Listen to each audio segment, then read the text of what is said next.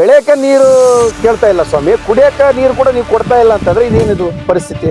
ಮುಖ್ಯಮಂತ್ರಿಗಳು ಹೇಳ್ತಾ ಇದಾರೆ ಬರಗಾಲ ಬರ್ತಾ ಇದೆ, ಘೋಷಣೆ ಮಾಡಿಲ್ಲ, ಬರ್ತಾ ಇದೆ, ಯಾರು ಬೆಳೆ ನೆಚ್ಕೋಬೇಡಿ, ಏನು ಮಾಡ್ಬೇಡ ಅಂತಾರೆ. ಸ್ವಾಮಿ ನಾವು ರೈತರು ಒತ್ತಾಯ ಮಾಡ್ತಾ ಇದೀವಿ, ಬರಗಾಲ ಅಂತ ಘೋಷಣೆ ಮಾಡ್ರಿ, ಸಂಪೂರ್ಣ ರೈತರ ಸಾಲ ಮನ್ನಾ ಮಾಡ್ರಿ, ಎಕರೆಗೆ 50,000 ಪರಿಹಾರ ಕೊಡ್ರಿ.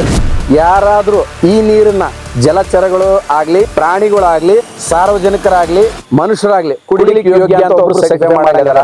ನೀರೇ ಇಲ್ಲ, ವಾಸ ಹೊಡಿತದೆ. ಬೆಳಗೋಡಾಳ್, ಸಣಾಪುರ, ಇಟಗಿ, ನಂಬರ್ 2 ಮುದ್ದಾಪುರ, ಮಣ್ಣೂರು, ಸೂಗೂರು, ರುದ್ರಪಾದ, ನಡಿವಿ, ನಿಟ್ಟೂರು ಎಲ್ಲಾ ರೈತರು 17ನೇ ತಾರೀಕು ಒಳಗಡೆ ನೀರು ನದಿಗೆ ಬಿಡ್ಲಿದ್ರೆ ನಾವು 18ನೇ ತಾರೀಕು ಕಂಪ್ನಿಯಲ್ಲಿ ರಸ್ತಾರೋಕ ಮಾಡ್ತೀವಿ. ನಿಮಗೆ ಸಂಬಳ ಆಗ್ತಾ ಅಂತಿದ್ರೆ ನೀರನ್ನು ಒದಗಿಸ್ತಕ್ಕೆ ಅಂತ ಕೆಲಸ ನೀವು ಜಲಸಂಪನ್ಮೂಲ ಇಲಾಖೆಯವರು ಮಾಡಿಲ್ಲ ಅಂದ್ರೆ ನೀವು ವೇಸ್ಟ್, ನೀವು ಉದ್ಯೋಗ ಅನ್ಫಿಟ್. ನೀವು ತಿಂತಕ್ಕಂಥ ಸಂಬಳ ಸರ್ಕಾರ ಕೊಡ್ತಿರ್ಬೋದು, ಆ ಸರ್ಕಾರಕ್ಕೆ 68% ಟ್ಯಾಕ್ಸ್ ಕಟ್ಟತಕ್ಕಂಥ ತಾಕತ್ತು ಇವತ್ತು ರೈತ ಕುಲಕ್ಕಿದೆ.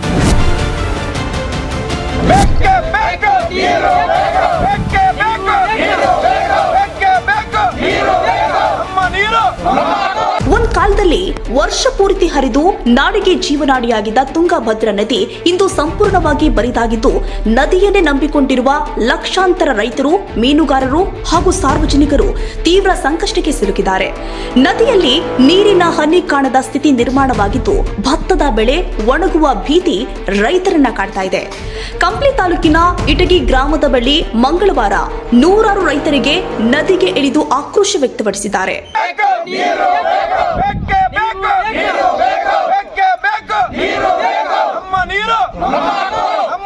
ರಾಜ್ಯ ರೈತ ಸಂಘ ಹಾಗೂ ಹಸಿರು ಸೇನೆ ನೇತೃತ್ವದಲ್ಲಿ ನಡೆದ ಪ್ರತಿಭಟನೆಯಲ್ಲಿ ತುಂಗಭದ್ರಾ ಜಲಾಶಯದಿಂದ ತಕ್ಷಣವೇ ನದಿಗೆ ನೀರು ಹರಿಸುವಂತೆ ಸರ್ಕಾರವನ್ನ ಆಗ್ರಹ ಮಾಡಲಾಗಿದೆ. ರಾಜ್ಯ ರೈತ ಸಂಘ ಹಾಗೂ ಹಸಿರು ಸೇನೆ ರಾಜ್ಯ ಕಾರ್ಯಾಧ್ಯಕ್ಷ ಬಿವಿ ಗೌಡ ಮಾತನಾಡಿ, ಕುಡಿಯುವ ನೀರು, ಜಾನುವಾರುಗಳ ನೀರಿನ ಅಗತ್ಯ ಹಾಗೂ ಕೃಷಿ ಚಟುವಟಿಕೆಗಳಿಗೆ ತಕ್ಷಣವೇ ನೀರು ಬಿಡುಗಡೆ ಮಾಡಬೇಕು. ಇಲ್ಲವಾದ್ರೆ ಜುಲೈ 18ರಂದು ಕಂಪ್ಲಿ ಪಟ್ಟಣದಲ್ಲಿ ರಸ್ತೆ ತಡೆ ಮಾಡಿ ಉಗ್ರ ಪ್ರತಿಭಟನೆ ಹಮ್ಮಿಕೊಳ್ಳಲಾಗುತ್ತೆ ಅಂತ ಎಚ್ಚರಿಕೆ ಕೊಟ್ಟಿದ್ದಾರೆ. ರೈತರ ಬೆಳೆಗೆ ನೀರು ಕೊಡಿ ಅಂತ ಹೋರಾಟ ಮಾಡ್ತಾ ಇದ್ವಿ, ಡ್ಯಾಮ್ ನಮ್ಮ ತಲೆ ಮೇಲೆ ಇದ್ರು ಕೂಡ. ಆದರೆ ಇವತ್ತು ನಾವು ನದಿಯಲ್ಲಿ ಯಾಕೆ ಕಲ್ತಿದ್ದೀವಿ, ತುಂಗಭದ್ರಾ ಅಕ್ಕಪಕ್ಕ ಗ್ರಾಮದ ರೈತರು ಮತ್ತು ಸಾರ್ವಜನಿಕರು ಯಾಕೆ ಕಲ್ತಿದ್ದೀವಿ ಅಂದರೆ, ಬೆಳೆಯಕ್ಕೆ ನೀರು ಕೇಳ್ತಾ ಇಲ್ಲ ಸ್ವಾಮಿ, ಕುಡಿಯೋಕ್ಕೆ ನೀರು ಕೂಡ ನೀವು ಕೊಡ್ತಾ ಇಲ್ಲ ಅಂತಂದರೆ ಇದೇನಿದು ಪರಿಸ್ಥಿತಿ? ಮುಖ್ಯಮಂತ್ರಿಗಳು ಹೇಳ್ತಾ ಇದ್ದಾರೆ ಬರಗಾಲ ಬರ್ತಾ ಇದೆ, ಘೋಷಣೆ ಮಾಡಿಲ್ಲ, ಬರ್ತಾ ಇದೆ, ಯಾರು ಬೆಳೆ ನೆಚ್ಕೋಬೇಡಿ, ಏನು ಮಾಡಬೇಡ ಅಂತಾರೆ. ನೂತನ ಮುಖ್ಯಮಂತ್ರಿಗಳು ಹೇಳ್ತಾ ಇದ್ದಾರೆ. ಆದರೆ ಸ್ವಾಮಿ ನಾವು ರೈತರು ಒತ್ತಾಯ ಮಾಡ್ತಾ ಇದೀವಿ, ಬರಗಾಲ ಅಂತ ಘೋಷಣೆ ಮಾಡಿರಿ, ಸಂಪೂರ್ಣ ರೈತರ ಸಾಲ ಮನ್ನಾ ಮಾಡಿರಿ, ಎಕರೆಗೆ 50,000 ಪರಿಹಾರ ಕೊಡ್ರಿ. ಇದು ರೈತರದು ಹೋರಾಟ, ನಮ್ಮ ಒತ್ತಾಯ.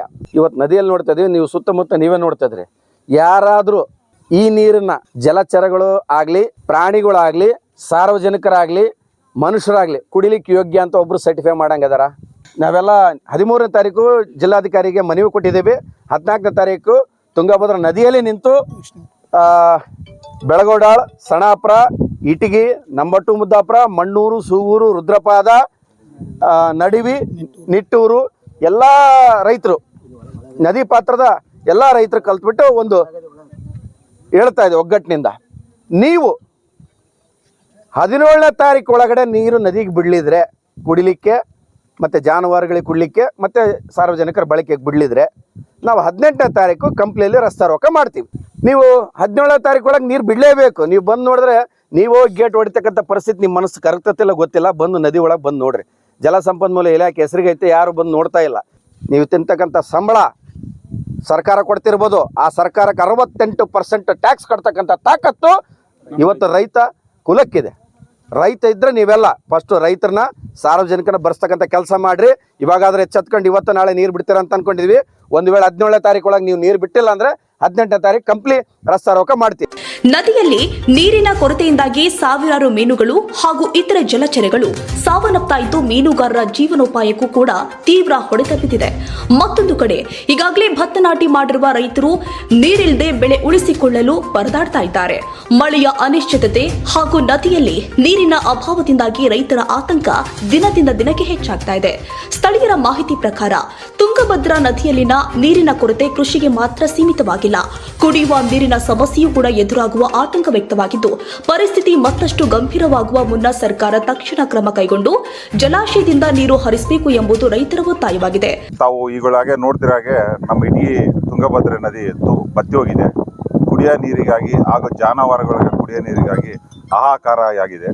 ಅದಕ್ಕೆ ದಯವಿಟ್ಟು ಜಿಲ್ಲಾ ಆಡಳಿತದಲ್ಲಿ ನಾವು ಕೇಳ್ಕೊಳ್ಳೋದೇನೆಂದರೆ ನೀರನ್ನು ಒದಗಿಸಿ ನಮ್ಮ ಬಾಳನ್ನು ಒದಗಿಸ್ರಿ ಅಂತೇಳಿ ತಮ್ಮಲ್ಲಿ ಕೋರ್ತಾ ಇದ್ದೀನಿ.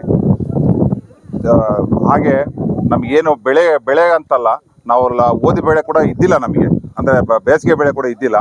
ನಾವೇನು ಬೇಸಿಗೆ ಬೆಳೆಯಲ್ಲಿ ನೀರು ಹಾಕ್ಬೇಡ್ರಿ, ನೀರು ಇರಲ್ಲ ಅಂತ ಹೇಳಿದ್ರೆ ಗೇಟ್ ಆಗಿದ್ದು ಸಮಸ್ಯೆ ಆಗಿರೋದಕ್ಕೆ ನಾವು ಹಾಕಿಲ್ಲ. ಈ ಸಾರಿ ಕೂಡ ನಮಗೆ ತುಂಬಾ ಕಷ್ಟ ಇದೆ. ಅಟ್ಲೀಸ್ಟ್ ನಮ್ಮ ಜಮೀನುಗಳಿಗೆ ಇಲ್ದಂಗೆ ಬೇಡ, ಕುಡಿಯೋಕ್ಕೆ ಬದುಕಿಸಿರಿ ಅಂತ ನಾವು ಒಂದೆರಡು ಮಾತನ್ನು ಹೇಳ್ತಾ ನಮ್ಮ ಜಿಲ್ಲಾಡಳಿತ ನಾನು ಒತ್ತಾಯ ಮಾಡ್ತಾ ಇದ್ದೀನಿ. ದಯವಿಟ್ಟು ನೀರನ್ನು ಬಿಡಬೇಕು ಹಾಗೂ ಜಲರಾಶಿಗಳನ್ನು ಬದುಕಿಸ್ಬೇಕು, ಮನುಷ್ಯರನ್ನು ಬದುಕಿಸ್ಬೇಕಂತೇಳಿ ತಮ್ಮಲ್ಲಿ ಎರಡು ಮಾತುಗಳನ್ನು ಕೇಳ್ಕೊಂತ ಕೈ ಮುಗಿದು ಕೇಳ್ತೀವಿ. ನಮಗೆ ಬೆಳೆ ಬೆಳೆಯಲಿಕ್ಕೆ ನೀರು ಕೇಳ್ತಾ ಇಲ್ಲ ನಾವು ಸರ್ಕಾರದ ಹತ್ರ. ಕುಡಿಯೋಕ್ಕೆ ನೀರಿಲ್ಲ. ಮೀನುಗಳು, ಈ ಕುರಿಗಳು, ಇನ್ನೂ ಇತ್ತಾದ ಪ್ರಾಣಿಗಳು ನೀರಿಲ್ಲದೆ ಸಾಯ್ತಾ ಇದ್ದಾವೆ. ಅದಕ್ಕೋಸ್ಕರ ಈ ಸರ್ಕಾರಕ್ಕೆ ಮನವಿ ಮಾಡೋದು ಏನಂದರೆ, ನಾವು ಕುಡಿಯೋದಕ್ಕೆ ನೀರು ಕೊಡಿ, ನಮ್ಮ ನೀರು ನಮ್ಮ ಹಕ್ಕು ಇದು. ಅದಕ್ಕಾಗಿ ಕೇಳ್ತಾ ಇದೀವಿ ನಾವು.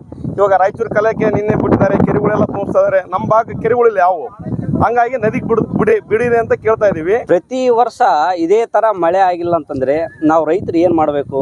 ಈಗಾಗಲೇ ಗ್ರಾಮದಲ್ಲಿ ಆಲ್ರೆಡಿ ಬೋರ್ಗಳು ಬತ್ತಿ ಹೋಗಿದ್ದಾವೆ, ಅಲ್ಲಿ ನೀರು ಬರ್ತಾ ಇಲ್ಲ. ಈಗ ದನ ಕರುಗಳು ಮತ್ತು ಮರಿಗಳು ಇವೆಲ್ಲ ಸಾಯ್ತದವೆ ಈಗ ಆಲ್ರೆಡಿ ನೀರಿಲ್ಲದೆ. ಪ್ರತಿ ವರ್ಷ ಈಗ ಈ ಥರ ಆದ್ನಪ್ಪ ಅಂದರೆ ನಮ್ಮ ರೈತರ ಕಷ್ಟ ಏನಪ್ಪ ಅಂತಂದರೆ ಇವತ್ತು ನಾವು ಸಾಯೋ ಪರಿಸ್ಥಿತಿ ಬಂದಿದೆ. ಅದಕ್ಕಾಗಿ ಇವತ್ತು ಜನಪ್ರತಿನಿಧಿಗಳು ಇರ್ಬೋದು ಅಥವಾ ಜಿಲ್ಲಾಡಳಿತ ಇರ್ಬೋದು, ಇದನ್ನೆಲ್ಲ ಸೂಕ್ಷ್ಮವಾಗಿ ಗಮನ ಹರಿಸಿ ನಮ್ಮ ಗ್ರಾಮಕ್ಕೆ ಆದಷ್ಟು ಬೇಗ ಕುಡಿಯುವ ನೀರಿನ ವ್ಯವಸ್ಥೆ ಮಾಡಬೇಕು. ಇವತ್ತೊಂದು ರೈತರು ಬೆಳೆ ಕೇಳ್ತಾ ಇಲ್ಲ, ಬೆಳೆ ಅಲ್ಲೇ ಹಚ್ಕೊಂಡು ಇವತ್ತು ಬರೋದಿಲ್ಲ ಮತ್ತು ಗೊತ್ತಾಗ್ಬಿಡುತ್ತೆ. ಅಲ್ಲೇ ರೈತರು ಯಾರು ಬೆಳೆ ಮೇಲೆ ಆಸೆ ಇಟ್ಟಿಲ್ಲ. ಇವತ್ತು ಬರ್ತದಂತ ಆಸೆ ಇತ್ತು. 4 ದಿವಸ ಮಳೆ ಬಂದು 22 TMC 25ವರೆಗೆ ನಮ್ಮ ಡ್ಯಾಮಿಗೆ ಬಂತು. ಇವತ್ತು ಅಲ್ಲಿ ಕೂಡ ಒಂದನಿ ಮಳೆ ಇಲ್ಲ, ಅಲ್ಲಿ ಕೂಡ ಇಂಪ್ಲೋ ಬಂದಾಗ್ಬಿಡುತ್ತೆ. ಅದ್ರ ಮೇಲೆ ನೋಡ್ಕೊಂಡು ರೈತರು ಎಲ್ಲರೂ ಅದನ್ನ ಆಸೆ ಪಟ್ಕೊಂಡು ಇವತ್ತು ಇಲ್ಲಿರೋ ಕಾರಣ ಅಂತ ಕುರಿಗಳು, ದನಗಳು, ಪ್ರಾಣಿ ಪಕ್ಷಿ, ಮನುಷ್ಯರಿಗೆ ಕುಡಿಯೋಕೆ ಅಥವಾ ಮಕ ತೊಳ್ಕೊಂಬಕ್ಕೆ ನೀರು ಹೇಗಿಲ್ಲ. ಇದಕ್ಕಾಗಲಿ ಸರ್ಕಾರ ಆಗಲಿ, ಇದಕ್ಕೆ ಸಂಬಂಧಪಟ್ಟ ಅಧಿಕಾರಿಗಳಾಗಲಿ ಇದಕ್ಕೆ ನೀರು ಇವತ್ತಂದ್ರೆ ತಡ, ಈಗಲೇ ಬಿಡ್ಬೇಕು. ನಾಳೆಂದ್ರೆ ತಡ, ಇವತ್ತಂದ್ರೆ ತಡ. ಈಗ ಬಿಟ್ರೆ ಇವತ್ತು ಯಾವಾಗ ಮನುಷ್ಯರಿಗಿಂತ ಪ್ರಾಣಿ ಮುಖ್ಯ, ಭಾಳ ಮುಖ್ಯ. ಯಾಕಂದ್ರೆ ಪ್ರಾಣಿ ಪಕ್ಷಿ ಇದ್ರೆ ನಾವಿದ್ರೆ ಪ್ರಾಣಿ ಮಂಗೈತಿ. ಇವಾಗ ಎಲ್ಲ ಫ್ಯಾಕ್ಟ್ರಿಗಳಿಗೆ, ಎಲ್ಲ ಸುತ್ತಮುತ್ತ ಫ್ಯಾಕ್ಟ್ರಿಗಳಿಗೆ ಎಲ್ಲವಕ್ಕೆ ನೀರು ಬಿಡ್ತೀವಿ. ನಮ್ಮ ಭಾಗದ ರೈತರ ಕುರಿಗಳಿಗೆ, ದನಗಳಿಗೆ ನೀರಿರ್ಲಾರ್ದಂಗೆ ಮಾಡ್ತೀವಿ. ಇಲ್ಲಿಂದ ಪಾವಗಡ ಮತ್ತು ಚಿತ್ರದುರ್ಗ ಎಲ್ಲ ಕಡೆಗೆ ಎಲ್ಲ ಕೆರೆಗಳಿಗೆ ನೀರು ತುಂಬಿಸ್ತಾ ಇದ್ದೀವಿ. ನಮ್ಮ ನದಿಗೊಂದೇ ನೀರಿರ್ಲಾರ್ದಂಗೆ ಮಾಡ್ತಿದ್ರಿ. ಅದಕ್ಕೋಸ್ಕರ ಈ ಕಡೆ ಜನರು ಏನು ಪಾಪ ಮಾಡಿದ್ದಾರೆ. ನಮ್ಮ ತುಂಗಭದ್ರಾ ನದಿ ಎಲ್ಲ ಒಣಗಿ ಇಲ್ಲಿ ನಮ್ಮ ಕಡೆಗೆ ನೀರಿಲ್ಲ. ಆಮೇಲೆ ಒಂದು ಬೋರ್ ಇಲ್ಲ, ಕುಡಿಯೋಕೆ ದನಗಳಿಗೆ ಮನುಷ್ಯರಿಗೆ ನೀರಿಲ್ಲ. ಆದರೆ ಅರ್ಜೆಂಟ್ ನೀರು ಕೊಡ್ಬೇಕಂತ ನಾವೆಲ್ಲ ಒತ್ತಾಯ ಮಾಡ್ತಾ ಇದ್ದೀವಿ. ರೈತರೆಲ್ಲ ಕಲ್ತು ಮಣ್ಣೂರು, ಸೂಗೂರು, ನಡುವೆ, ರುದ್ರಪದ ಎಲ್ಲ ರೈತರು ಬಂದಿವಿ, ಸಾವಿರಾರು ಗಟ್ಟಲೆ ರೈತರು ಬಂದೀವಿ ಇಲ್ಲಿಗೆ. ಇಲ್ಲಿ ನಮಗೆ ನೀರು ಬೇಕು ಅರ್ಜೆಂಟ್. ಕುಡಿಯೋಕೆ ಸುತ್ತ ಇಲ್ಲಿ ಒಂದು ಕೆರೆ ಇಲ್ಲ, ಒಂದು ಬೋರ್ ಇಲ್ಲ, ಕೋಳಿಗೆ ಒಂದು ನೀರಿಲ್ಲ. ಇದನ್ನು ನಮಗೆ ಅನುಕೂಲ ಮಾಡಿಕೊಡ್ಬೇಕಂತ ಕೇಳ್ಕೊಂತೀವಿ. ರೈತ ಮುಖಂಡರು ಆದ ಇಟಗಿ ಶರಣೇಗೌಡ, ಎ ನಾಗರಾಜ್, ಕೊಟ್ಟೂರು ರಮೇಶ್, ವೆಂಕಟರಾಮರಾಜು ವೈ, ರಮಣಯ್ಯ ನಾಗರಾಜ್, ಕೃಷ್ಣಂರಾಜು, ಗೋನಾಳ್ ನಾಗರಾಜ್, ರಾಮು, ಪ್ರಸಾದ್ ಗೌಡ, ಕುರುಬರ ಮುತ್ತುರಾಜ, ಪೂಜಾರ್ ರಾಮಣ್ಣ ಸೇರಿ ಅನೇಕ ರೈತರು ಭಾಗಿಯಾಗಿದ್ದರು.